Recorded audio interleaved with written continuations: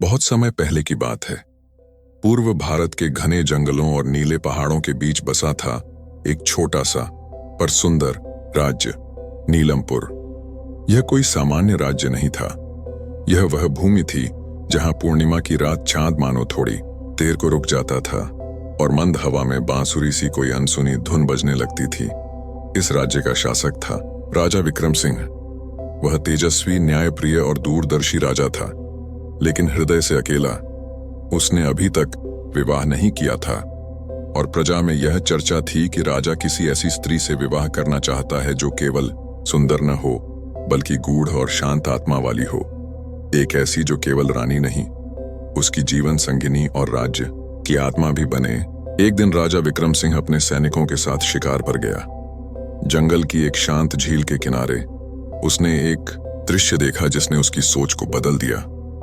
एक युवती झील के किनारे बैठी थी, एक घायल हिरण की मरहम पट्टी कर रही थी। उसके कपड़े सामान्य थे, पर चेहरा इतना शांत और आंखें इतनी गहरी कि जैसे वह कोई साधारण लड़की नहीं, किसी अन्य लोक की संदेशवाहक हो। राजा ने उससे उसका नाम पूछा। वह मुस्कुराई और बोली, मेरा नाम सुरभि है, मैं चंदनपुर गांव की निवासी हूं। राजा उसकी सरलता और करुणा से मोहित हो गया। उसने उसे महल में आमंत्रित किया। शुरुआत में सुरभि संकोच में थी, लेकिन बाद में वह चली गई। महल में उसके आने के बाद जैसे सब कुछ बदल गया। उदास बाग खिल उठे, बीमार सेवक स्वस्थ होने लगे और खुद राजा मुस्कुराने लगा। सुरभि के चेहरे की मासूमियत और स्वभाव की गरिमा ने सबका दिल जीत लिया। कुछ ही महीनों में राजा ने ऐलान कर दिया, वह सुरभि से विवाह करेगा। प्रजा ने हर्षोल्लास से उनका स्वागत किया, पर एक व्यक्ति था जो शांत नहीं था, मंत्री चतुरसेन।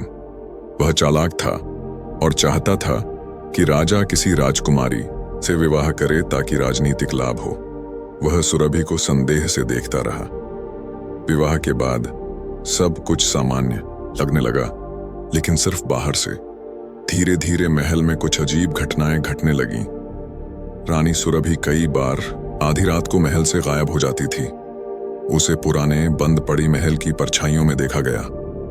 कुछ सेवक कहते थे कि उन्होंने उसे एक रहस्यमयी दरवाजे के पास मंत्र बुदबुदाते हुए सुना। राजा ने एक रात चुपचाप उसका पीछा किया। उसने देखा कि सुरभि महल के गुप्त तहखाने में जाती है, जहां 1000 साल पुरानी देवी की मूर्ति रखी है। वह मूर्ति साधारण नहीं थी। उसकी आंखों से नीली चमकती रोशनी निकल रही थी। जब रानी मंत्रोच्चार कर रही थी, राजा ने उसे टोक दिया, ये सब क्या है सुरभि? क्या तुम वही हो जो तुमने कहा था? रानी सुरभि मुस्कुराई, लेकिन उस मुस्कान में पीड़ा थी।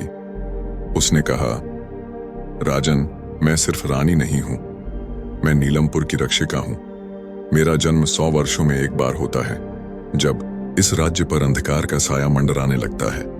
राजा स्तब्ध रह गया और तभी नीलमपुर की सीमाओं पर अजीब घटनाएं शुरू हो गईं। खेत सूखने लगे, मंदिरों के दीप बुझने लगे और आकाश में काले बादल मंडराने लगे। महर्षि वेदांत, जो वर्षों से ध्यान में थे, महल लौट आए और बोले, वह शक्ति लौट रही है, काल सिद्ध। वह हर 100 साल में जागता है और केवल रानी सुरभि जैसी रक्षक आत्मा ही उसे रोक सकती है। लेकिन इस बार बलिदान अनिवार्य होगा। मंत्री चतुरसेन ने इस पर विद्रोह कर दिया। उसने सभा में राजा से कहा कि रानी को राज्य से निकाल देना चाहिए, पर राजा ने सबके सामने कहा, यदि मेरा राज्य बचाना है तो मुझे अपनी रानी पर विश्वास करना होगा। उधर कालसिद्ध की परछाई महल तक पहुंच गई थी। वह एक विशाल अंधकारमयी प्राणी था, जिसकी आंखों से धुआं निकलता था और जिसकी छाया किसी भी जीव को छूते ही राख बना देती थी। रानी सुरभि ने अंतिम बार राजा को देखा। वह अब किसी साधारण स्त्री की तरह नहीं दिख रही थी। उसकी आंखों में देवी की शक्ति झलक रही थी। वह बोली, मुझे जाना होगा इस युद्ध को खत्म करने।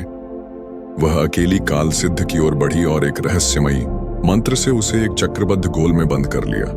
वह जानती थी उसका शरीर नष्ट होगा, लेकिन आत्मा जीवित रहेगी अगले 100 वर्षों के लिए। राजा ने चीखकर उसे रोकना चाहा, पर तब तक वह चक्र के केंद्र में पहुंच चुकी थी।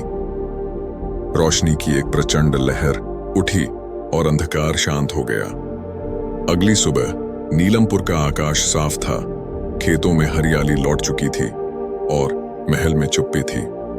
राजा ने रानी के लिए एक स्मारक बनवाया, रक्षिका सुरभि की समाधि, जहां आज भी लोग दीपक जलाते हैं और प्रार्थना करते हैं। राजा विक्रम सिंह ने फिर कभी विवाह नहीं किया।